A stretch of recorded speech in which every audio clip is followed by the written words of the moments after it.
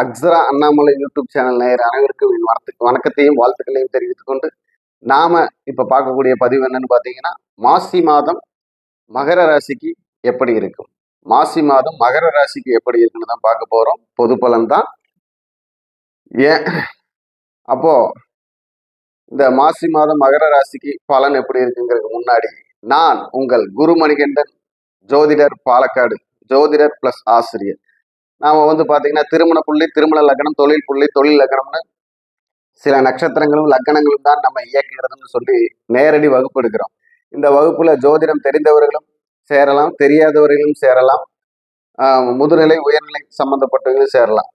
யாரு வேணாலும் சேர்ந்து படிச்சுக்கலாம். இந்த வகுப்பு எப்படின்னு பாத்தீங்கன்னா, துல்லியமா ஒருத்தருக்கு இந்த வயதில் இத்தனை மணிக்கு இந்த நேரத்துல கல்யாணம் ஆகும், இல்ல ஆகாது, இல்ல ஆகிறதுக்கு ரொம்ப டைம் ஆகும். அப்போ அந்த வயசுல முயற்சி பண்ணா போதும். அவங்களுடைய செயல்பாடு தொழில் அதே மாதிரிதான். இந்த வயசுல இருந்து நீங்க இன்வெஸ்ட்மெண்ட் பண்ணா முன்னுக்கு வரலாம். இல்லைன்னா இந்த வயசுல உங்களுக்கு சொந்த தொழில் அமையும், உத்தியோகம் அமையும், அரசாங்க உத்தியோகம் அமையும், அடிமை தொழில் தான் நீங்க பண்ணிட்டு இருப்பீங்க. அப்படிங்கிறதெல்லாம் நம்ம சிறப்பாக ஜாதக முறையில அவங்களுடைய ஜாதகம் சரியான முறையில் இருந்தால் எடுத்துரைக்க முடியும், சொல்லி அவங்களை செயல்படுத்தி வழி நடத்த முடியும். அந்த வகுப்பு தான் நேரடி வகுப்பா பாலக்காட்டுல எடுக்கிறேன், கேரளா பாலக்காட்டுல எடுக்கிறேன். அப்போ இது நேரடி வகுப்பு, தங்கி படிக்கக்கூடிய வகுப்பு. நம்ம அங்கேயே தங்கணும். அப்போ உணவும் தங்குமிடமும் இலவசம், கல்விக்கு கட்டணம் உண்டு. அது எவ்வளோ என்ன ஏதுங்கிறது கீழே போற நம்பர்ல கூப்பிட்டீங்கன்னா சொல்லுவோம். மாசம் மாசம் ரெகுலரா எடுக்கக்கூடிய வகுப்பு. யார் வேணாலும் எப்போ வேணாலும் தங்கி படிக்கலாம். இப்போ நாம பார்க்கக்கூடிய பதிவு என்னன்னு பாத்தீங்கன்னா, மாசி மாதத்துக்கு மகரம் ராசிக்கு எப்படி இருக்குன்னா, மகரம் ராசி இனி இந்த மாசி மாதத்தில் பாத்தீங்கன்னா ஒவ்வொரு சிகரத்தை தொடுவதற்காக தன் முழு முயற்சியை செயல்படுத்த போகிறது. சிங்கில இருந்தாலும் சிங்கம் தான் சொல்லக்கூடிய ஒரு குணம் மகர ராசிக்கு இருக்கு. ஏன்னா தனக்கு எவ்வளவு அவமானம் வந்தாலும் தன் தன்மானத்தை விட்டு கொடுக்க முடியாத ராசியை சொல்லலாம் மகர ராசிக்காரர். இப்ப பாத்தீங்கன்னா 10 வருடமா பல பிரச்சனைகளை அனுபவிச்சு வந்தாலும் அதுல சில நல்லதுகளை நினைத்து சந்தோஷப்பட்டு தன்னை தானே தாங்கி இயக்கும் ராசி தான் மகர ராசி. அது இல்லாம பாத்தீங்கன்னா மகர ராசிக்காரங்களுக்கு இப்போ தன்னுடைய வீட்லயே 2ஆம் வீடான கும்பத்துக்கு தான் இப்போ 5 கிரகங்கள் பயிற்சியாக போகுது. மாசி 5ஆம் தேதியிலிருந்து பாத்தீங்கன்னா அங்க ஒரு 5 கிரகங்கள் இருக்கும். அந்த கட்டத்துல 2ஆம் இடத்தில் 5 கிரகங்கள். அப்போ இந்த கிரகத்துடைய அமைப்பை பாத்தீங்கன்னா 2ஆம் இடங்கிறது தனம், வாக்கு, குடும்பம்.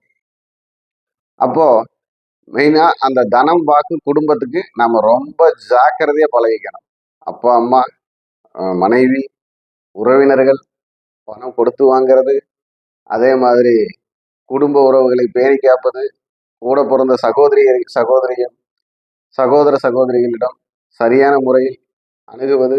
இல்லைன்னா இதுல எல்லாத்துலயுமே இப்போ இந்த பிப்ரவரி மாசத்துல வரக்கூடிய மாசி மாசம் பாத்தீங்கன்னா உங்களுக்கு பல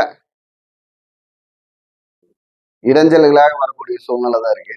இந்த இடைஞ்சல்களை சமாளித்து வெளியில் வரக்கூடிய சூழ்நிலையா இருக்கு. ஏன்னா இதுவரைக்கும் தாங்கியாச்சு, இதுக்கு மேல என்னங்கிற மாதிரி தான் நீங்க உங்களோட சிந்தனை இருக்கும். அப்போ அந்த சிந்தனைக்கு தகுந்த மாதிரி மகர ராசிக்காரங்களுக்கு ஒவ்வொரு செயல்பாடும் வெற்றியை தரும்.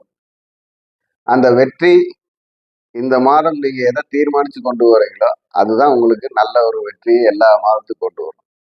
அப்போ உங்களுக்கு பாத்தீங்கன்னா இந்த மாதத்துல ஏதாவது ஒரு புது புது தொழில் மாற்றம், இடமாற்றம், ஊர் மாற்றம், வண்டி வாகன மாற்றம், செயல் மாற்றம் அப்படின்னு சொல்லி உங்களுக்கு பல மாற்றங்கள் உங்க தடுமாற்றத்தை மாற்றக்கூடிய ஒரு சக்தியை தரும். மாற்றங்கள் வரும்போது பயன்படுத்தி கொள்ளுங்கள். மாற்றம் தான் உங்களுக்கு பெரிய நிதானத்தையும் நிலையையும் உயர்வையும் உங்களுக்கு தரும். அப்போ ஒரே இப்போ பாத்தீங்கன்னா வெளியூர்ல இருக்கிறவங்களுக்கு உள்ளூருக்கு வரணும்னு தோணும், உள்ளூர்ல இருக்கிறவங்களுக்கு வெளியூர் போகணும்னு தோணும்.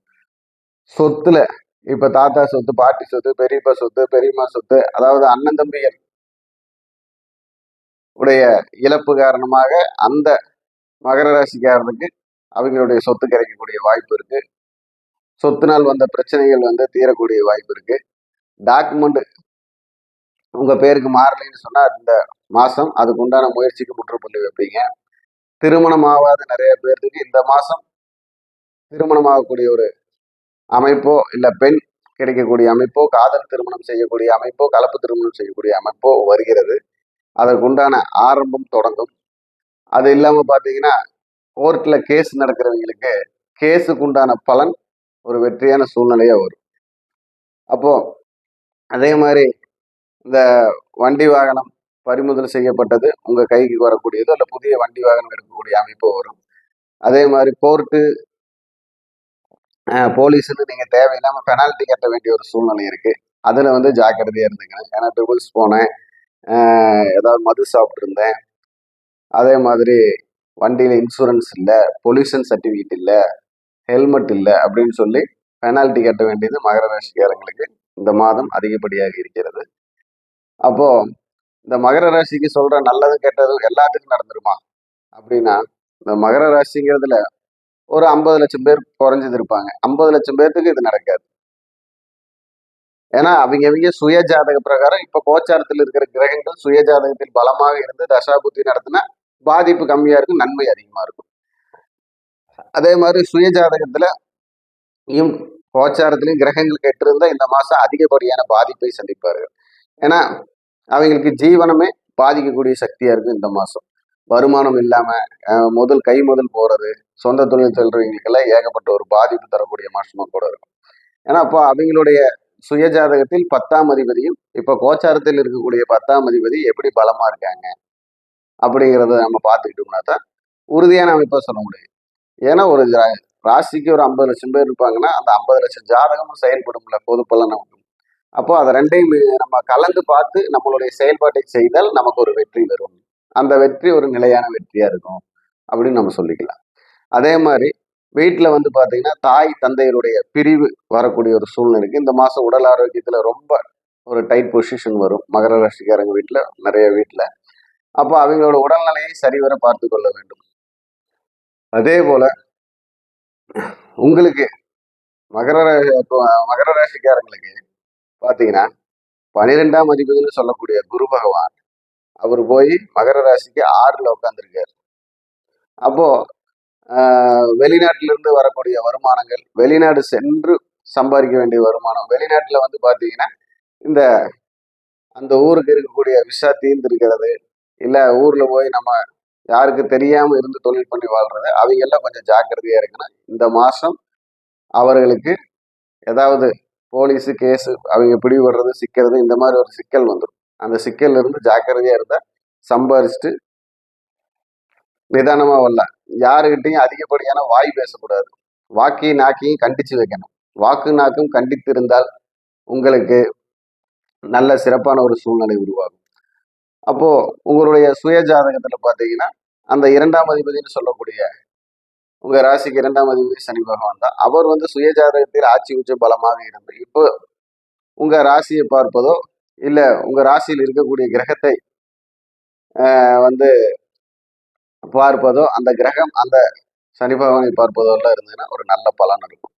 அதாவது முடிந்தவரை முயற்சி செய், முடியவில்லை என்றால் தளர்ச்சி ஆகாதுன்னு சொல்லக்கூடிய மகர ராசிக்காரர்கள் தான் நீங்க. அப்போ உங்களுடைய வழிபாடு அப்படின்னு பாத்தீங்கன்னா என்னன்னு பாத்தீங்கன்னா கருமாரியம்மன் வழிபாடு, தாயமங்கலம் முத்துமாரியம்மன் வழிபாடு, தாயமங்கலம் முத்துமாரியம்மன் வழிபாடு இது வந்து சிறப்பா இருக்கும். உள்ளூர்ல கருமாரியம்மன் வழிபாடு சிறப்பா இருக்கும். நீங்க வந்து பாத்தீங்கன்னா வயதானவர்கள் அப்படின்னு சொல்லக்கூடிய முதியோர் இல்லத்திற்கு பால் வாங்கி கொடுக்கலாம். ஒரு 10 லிட்டர் 5 லிட்டர் பால் வாங்கி கொடுக்கலாம்.